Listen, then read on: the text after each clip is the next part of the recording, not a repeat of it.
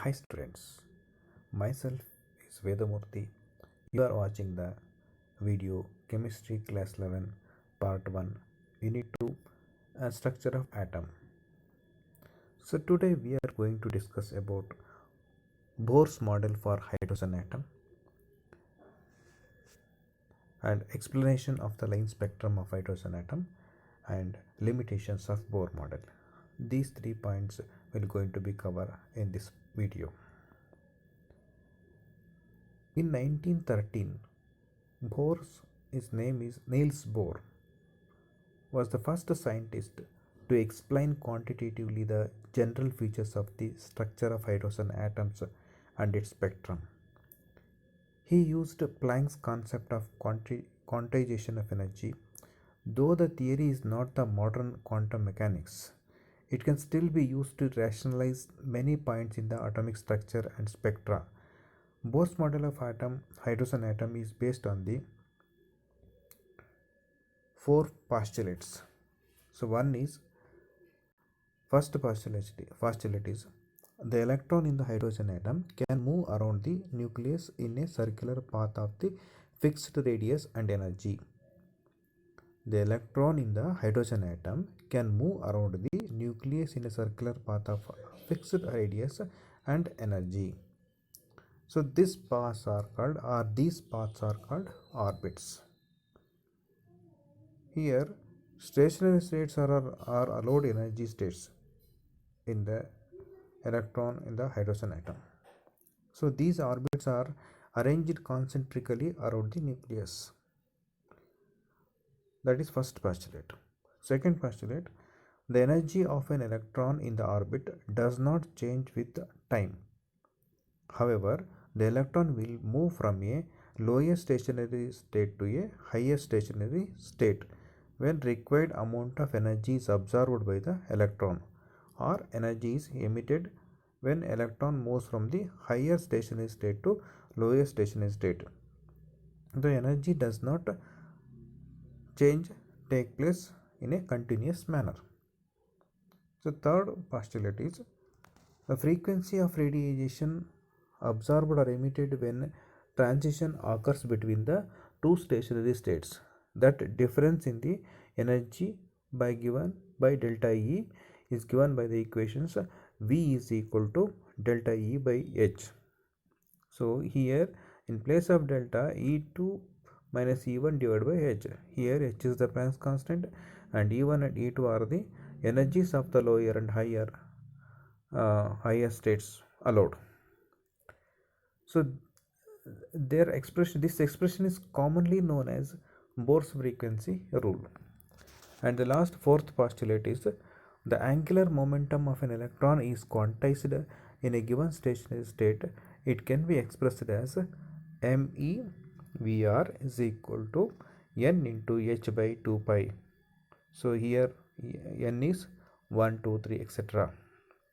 And ME is the mass of the electron, then V is the velocity, R is the radius of the orbits which electron is moving.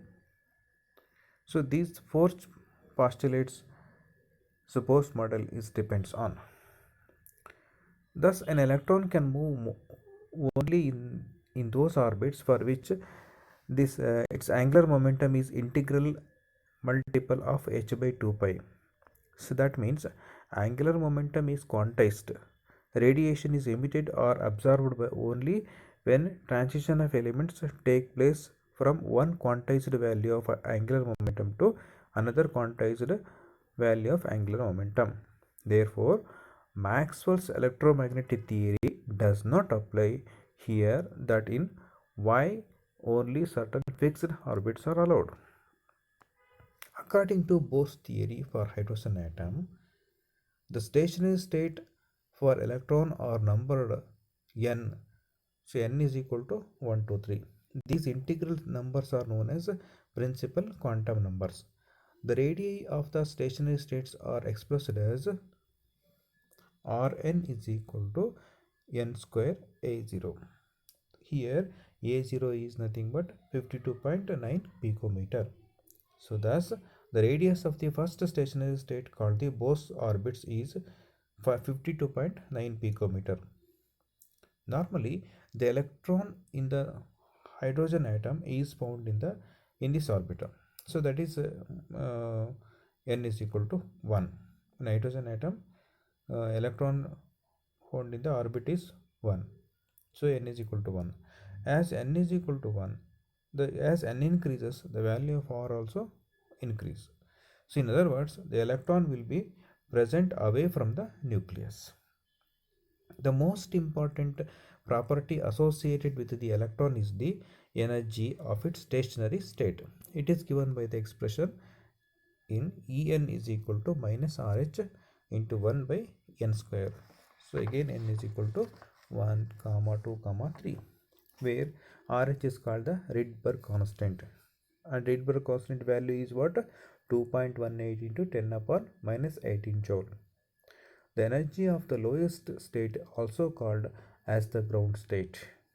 So that is the reason. So E1 is equal to minus 2.18 into 10 upon 18, or also 1 by 1 square is equal to minus 2.18 into 10 upon minus 18 joule. So the energy of stationary state for n is equal to 2. When n is equal to 2, the energy of the stationary state will become higher. So it will becomes equation E2 is equal to minus 2.18 into 10 upon minus 18 joule into 1 by 2 square.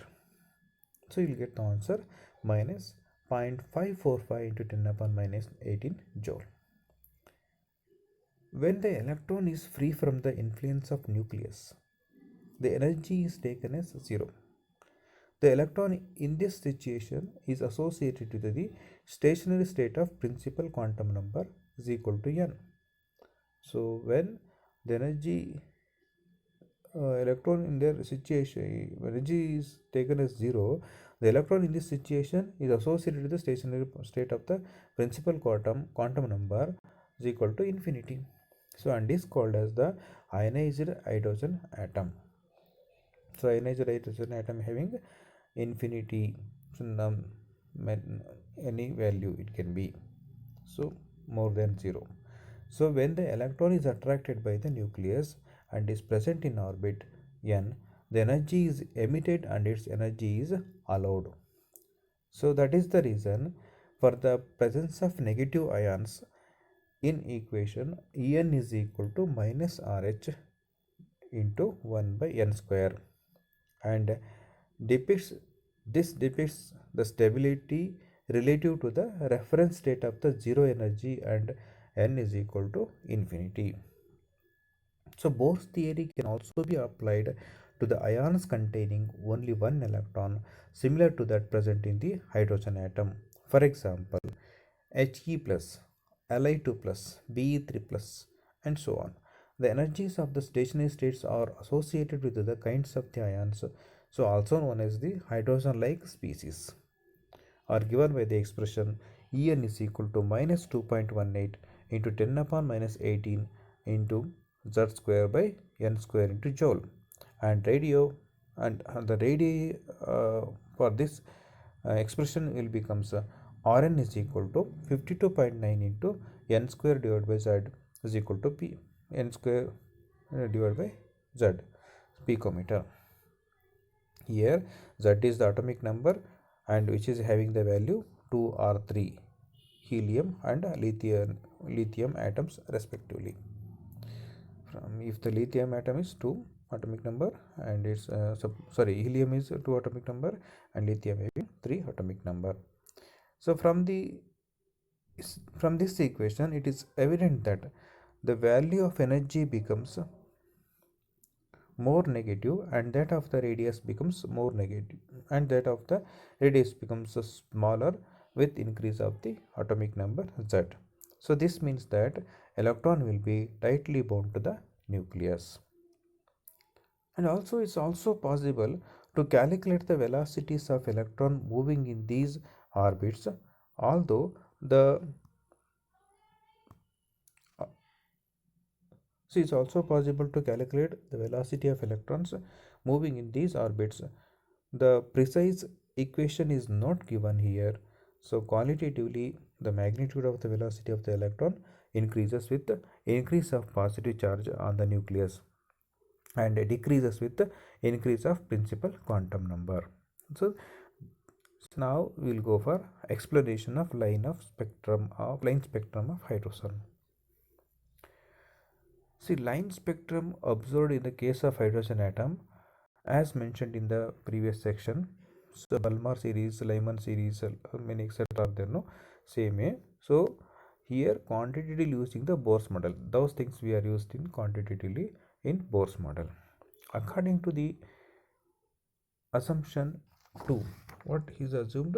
The radii of the stationary states are expressed as Rn is equal to n square a0, where a0 is equal to 52.9 picometer. Thus, the radius of the first stationary state called the Bohr's orbit is 52.9 picometer. So, this is the first assumption. Second assumption. So, according to the second assumption, radiation energy is absorbed if the electron moves from the orbit of the similar principal quantum number to the orbit of the higher principal quantum number, whereas the radiation or energy is emitted if the electron moves from higher orbit to lower orbit. So the energy gap between the two orbits is given by the equation delta E is equal to EF minus EI. So combining the equation En is equal to minus RH into 1 by n square and delta E is equal to EF minus EI, will get the equation delta E is equal to minus RH divided by NF square minus of minus into RH by Ni square. Okay, here Ni and NF are stand for initial orbit and final orbits. So we can both the sides RH is common, so then we can simplify the equation delta E is equal to RH into 1 by Ni square minus 1 by Nf square. So we know that Rydberg constant is 2.18 into 10 upon minus 18 joule. Then we can substitute with delta E is equal to RH into 1 by Ni square minus 1 by Nf square. We'll get the answer 2.18 into 10 upon minus 18 joule into 1 by Ni square minus 1 by Nf square. So this is very important equation in this chapter. The frequency V associated with the absorption and emission of the photon can be evaluated by using equation del V is equal to delta E by H is equal to RH by H into 1 by Ni square minus 1 by Nf square. So here RH we know that Rydberg constant and H is the Planck's constant, that is also we know. So RH of Rydberg constant is 2.18 into 10 upon minus 18 joule and divided by H, that is Planck's constant. So Planck's constant is 6.626 into 10 upon 6.626 into 10 upon minus 34 joule second. So into, again the common things are 1 by Ni square minus 1 by Nf square. So 3.29 into 10 upon 15 into 1 by Ni square minus 1 by Nf square hertz. And in terms of wave numbers, the same thing can be changed as V bar is equal to wave number, V bar is equal to V by C. So is equal to RH by HC. So we know that RH by HC into 1 by Ni square minus 1 by Nf square.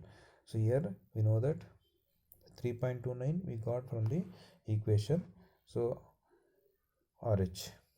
So RH 3.29 10 upon 15 per second divided by C is the speed of the light, 3 into 10 upon 8 meter per second into 1 by Ni square minus 1 by Nf square. We'll get the answer 1.09677 into 10 upon 7 into 1 by Ni square minus 1 by Nf square per meter. In the case of absorption spectrum, Nf is more than Ni and the terms in the parenthesis is positive and energy is absorbed.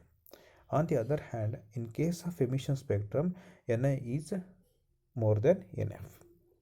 In absorption spectrum, Nf is more than Ni, whereas in emission spectrum, Ni is more than Nf. So delta E is negative and energy is released. So the equation 2.18 into 10 upon minus 18 joule into 1 by Ni square minus 1 by Nf square is similar to that used by the Rydberg equation. V bar is equal to 1,09,677 into 1 by Ni square minus 1 by N2 square per centimeter. So which is derived empirically using the experimental data available at that time. So further, each spectral line whether absorption or emission spectrum can be associated to the particular transition in a hydrogen atom. In case of large number of hydrogen atoms, different possible transitions can be observed, and thus leading to the large number of spectral lines. The brightness or intensity of spectral lines depends upon the number of photons of same wavelength or frequency which is observed or emitted. So now we're going to solve some two problems associated with the Bose model. So first problem, what are the frequency and wavelength of a photon emitted during a transition from n is equal to 5 state to the n is equal to 2 state in the hydrogen atom. Since Ni is 5 and Nf is 2, it's given by the problem itself only. This transition gives rise to a spectral line in the visible region of the Balmer series. So the equation which one you have to use, 2.17 equation, that is so delta E is equal to 2.18 into 10 upon minus 18 joule into 1 by N square minus 1 by Nf square. This formula we can apply here. So we can substitute the values. 2.18 into 10 upon minus 18 joule into 1 by 5 square minus 1 by 2 square will get minus 4.58 into 10 upon minus 19 joule. So that is the so now we are to, it is an emission energy. So this is minus 4.58 into 10 upon minus 19 joule. You get the emission energy. Then we have to convert to the frequency of the photon. So taking energies in terms of the magnitude is given by V is equal to delta E by H. So we know 4.58 into 10 upon minus 19 joule divided by 6.626 into 10 upon minus 34 joule is equal to 6.91 into 10 upon 19 hertz. So lambda is equal to, now we have to find out the lambda or wavelength. Lambda is equal to C by V. C we know that 3 into 10 upon 8 meter per second, and we also know that by the above 6.91 into 10 upon 14 hertz will get 434 nanometer. So second problem, calculate the energy associated with the first orbit of He plus. What is the radius of this orbit? So here we have to apply. So En is equal to minus 2.18 into 10 upon minus 18 joule divided by, that is Rydberg constant, divided by n square atom. Here for helium, He plus n is equal to 1 and Z is equal to 2, atomic number Z. Okay, so E1 is equal to 2.18 into 10 upon minus 18 J into 2 square divided by 1 square is equal to minus 8.72 into 10 upon minus 18 joule. So the radius of the orbit is given by the equation Rn is equal to 52.9 n square divided by Z picometer. So Rn is equal to 0.0529 nanometer into 1 square divided by 2 is equal to 0.02645 nanometer, since n is equal to 1, Z is equal to 2. So radius of the orbit is 0.02645 nanometer. So now finally, so we'll come to limitations of Bohr's model, last part of the video, and also is very important. Bohr's model of the hydrogen atom was no doubt as an improved version rather from the Rutherford's and J.J. Thomson atomic model. So here this Bohr's model gives the information about stability of the atom and line spectra of hydrogen atom, and hydrogen like other ions like for example helium, lithium, beryllium and etc. So this is one very wonderful improved version of Rutherford's nuclear model compared to Rutherford's and J.J. Thomson. Bose model is the improved hydrogen atomic model.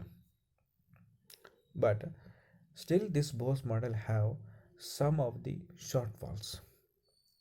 So some of the things have it can be limited. So those cannot be explained by the Bose model. What are those? There are so it fails to account for the finer details. So wherever doublet is there, that is too closely spaced lines.